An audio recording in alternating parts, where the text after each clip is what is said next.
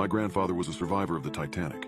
I now know the horrifying reason it sank. Whenever I asked my grandfather what happened on the Titanic, he'd start panicking and shout at me, telling me never to bring it up again. I'd never seen him act like that before. It was like he was scared of something.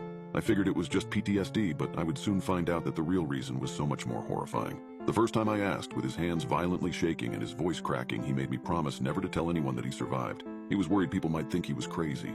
I sat there dumbfounded as he started telling the story. I was only 7 years old when I climbed on board the Titanic. It seemed so gigantic compared to me, and I was struck by how beautiful everything looked. It was one of the happiest moments in my life, as I had never felt such exhilaration.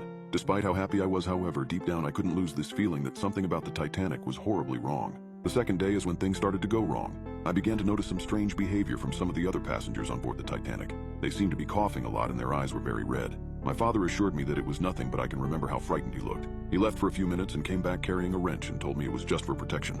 I was awoken the next morning by screams coming from the next room. I jumped out of bed and rushed to see what was happening. There was already a group of people standing outside the door, and I pushed them out of the way to get a better view.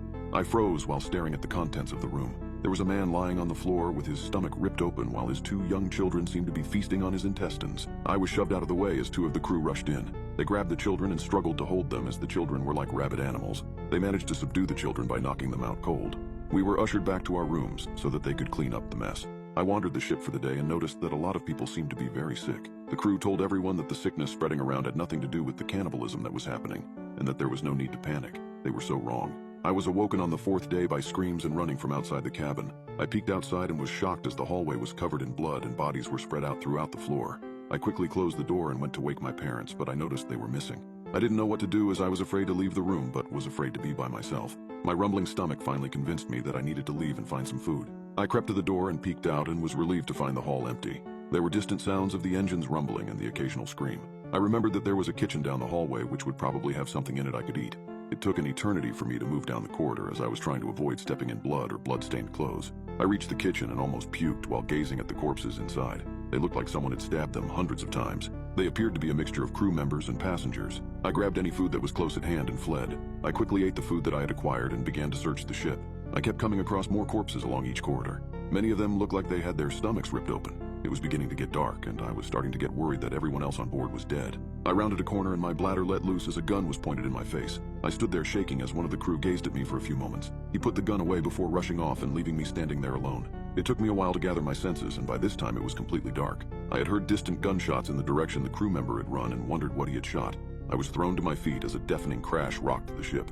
I ran to the side and gazed out at an enormous lump of ice which we must have crashed into. Lumps of ice began to crash down beside me, and I had to move away to avoid being hit. I watched the piece of ice disappear off into the distance and wondered how bad the damage was. I heard a noise behind me and was instantly relieved to see my father.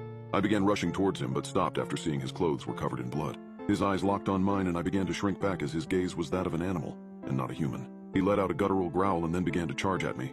I felt my bladder release once again as I awaited my death. My father suddenly went flying backwards, and I turned around to discover the same crew member from earlier still clutching the gun. He looked at me for a few moments and told me to follow him.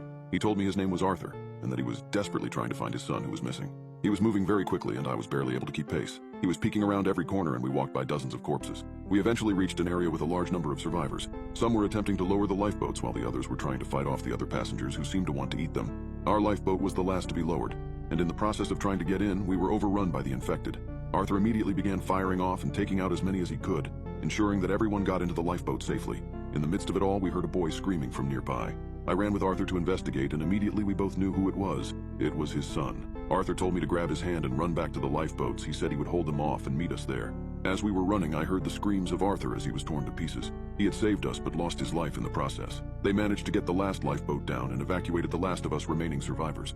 Our lifeboat was moving away from the ship, and I could see dozens of the passengers rushing backwards and forwards, just attacking each other. The ship had begun to sink beneath the waves, and most of the people were at the back of the ship. I turned away as I didn't want to see any more of this. We were rescued by ships a few hours later, and I found out my mother had survived on another lifeboat, and we tearfully reunited.